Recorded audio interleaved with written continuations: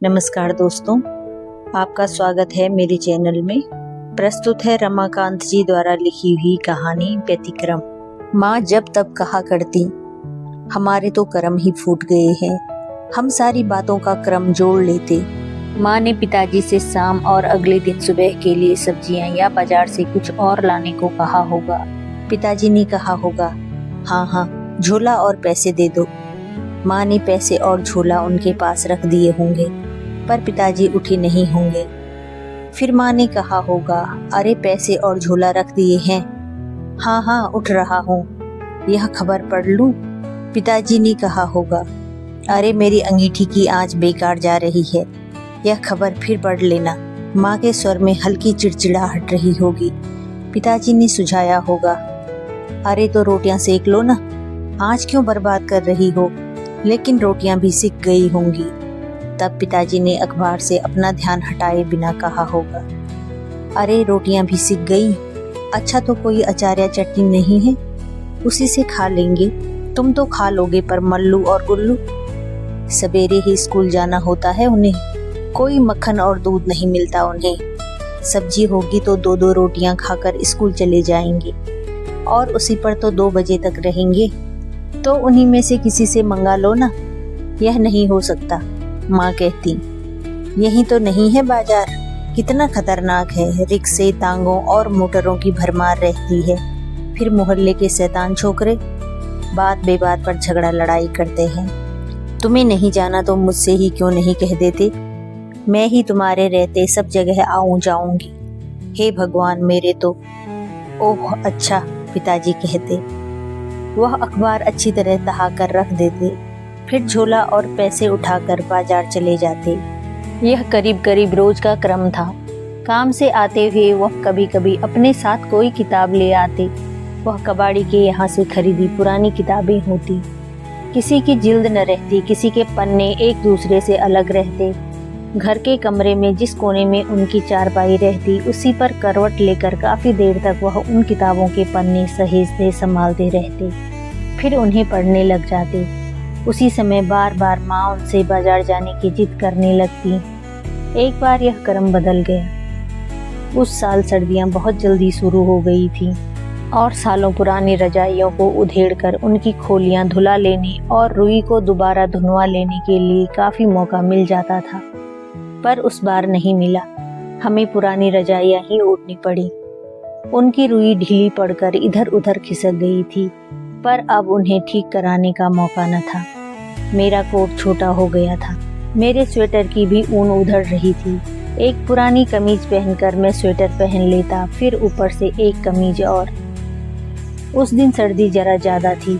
पिताजी के सामने मैंने चाय रखी तो मेरे दांत किटकिटा रहे थे। उन्होंने पूछा, तुम अपना कोट क्यों नहीं पहनते? मेरे तो छोटा हो गया, मल्लू को आ गया है, मुझे नया कोट ले दीजिए। छोटा हो गया, जरा भी पहनने लायक नहीं है। मैंने मल्लू से कोट लेकर पहनकर दिखा दिया। बाहें कलाइयों से 4 अंगुल ऊपर तक चढ़ाई और बटन बहुत मुश्किल से बंद हुए। तू बड़ा हो रहा है। मेरी पीठ थपथपाते हुए कुछ क्षण को वह मेरी ओर देखते रहे। उनके होठों के कोरों में दबी हुई हंसी फूट पड़ी। मैंने उन्हें हंसते कभी नहीं देखा था। उनकी आंखें तक जैसे हंस रही थी, लेकिन सिर्फ क्षण भर को। अगले ही क्षण फिर उदास हो गए। आंखों में हमेशा बनी रहने वाली किसी पीड़ा की उदासी जैसे फिर छा गई। उस दिन न उन्होंने अखबार पढ़ा और न अपनी किताबें ही संभाली। किताब और अखबार चारपाई के सिरहाने दीवार में बनी अलमारी में रख दिए और हथेलियों पर गर्दन टिकाए बहुत देर तक छत की ओर देखते रहे। माँ ने सब्जी लाने के लिए कहा तो उन्होंने जरा भी प्रतिवाद नहीं किया, चुपचाप झोला उठाया और बाजार चले गए।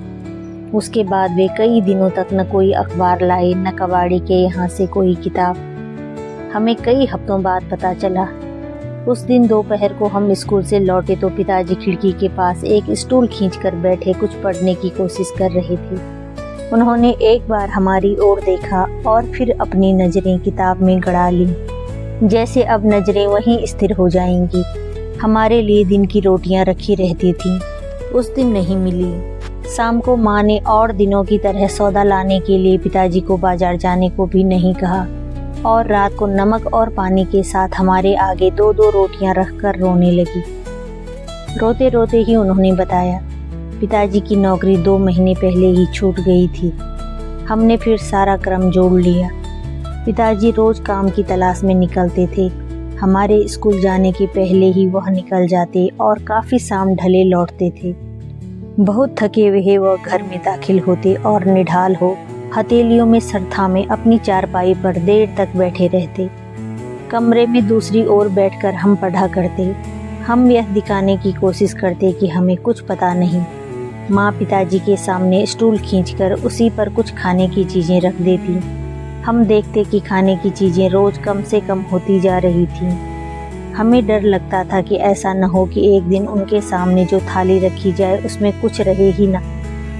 पिताजी एक रोटी खा लेते, फिर कहते भूख नहीं है। फिर हम भी यही करने लगे थे।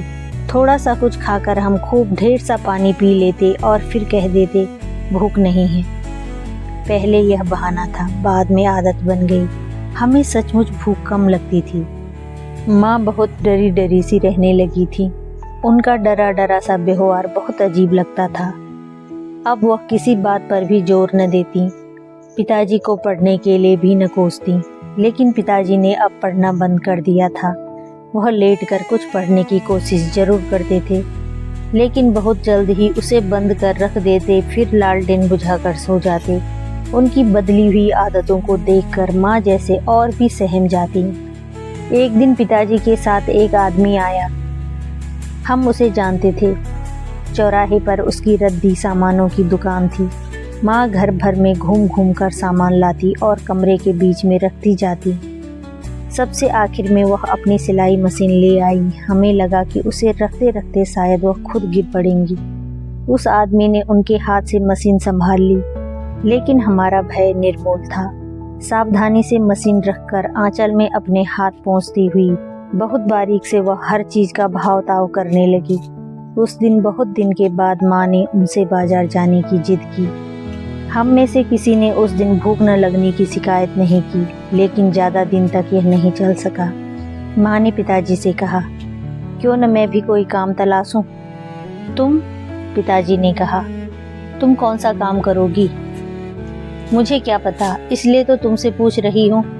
मैं तो कहता हूँ तुम इसका ख्याल ही छोड़ दो।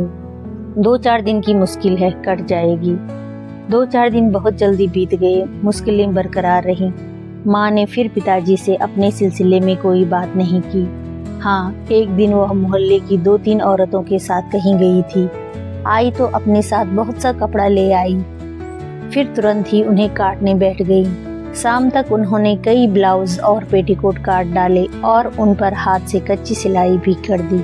पिताजी रोज की तरह शाम को आई तो उन्होंने भी देखा यह सब। ताज्जुब में पड़कर उन्होंने जैसे कुछ कहना चाहा, फिर चुप रहे। माँ हर तीसरे चौथे दिन जाती। वह कपड़े लाती, काटती, उन पर कच्ची सिलाई करती। फिर उनके साथ ही बाजार जाने वाली एक औरत उन पर बखिया कर लेती और वे उन्हें दुकानदार के यहाँ पहुँचा आती। लेकिन वह रोज कपड़े न ला पाती। कभी काम न मिलता तो कभी खाली हाथ ही वापस आना पड़ता।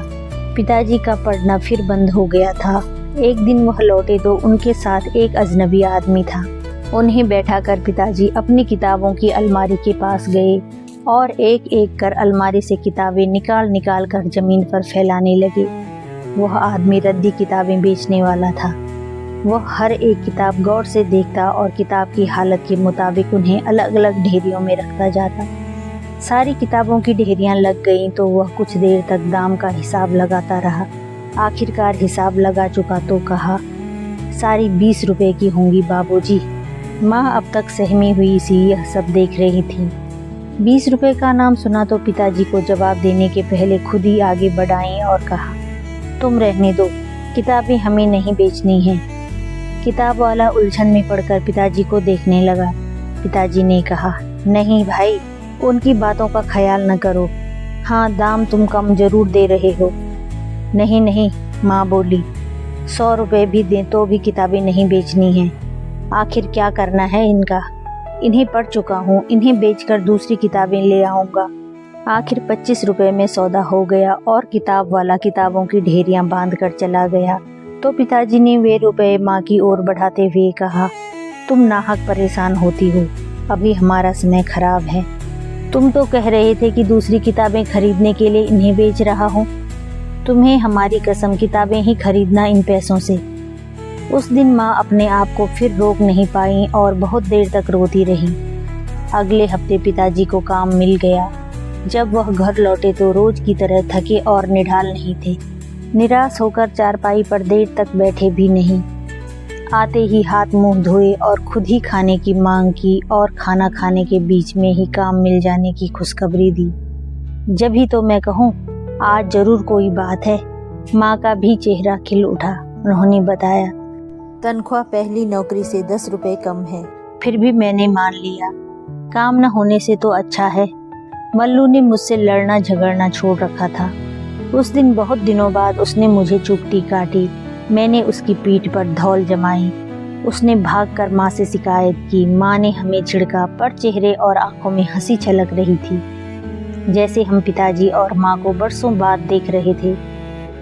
मल्लू को उठाकर दुलारा और मुझे भी पुचकार कर अपने पास बैठाया।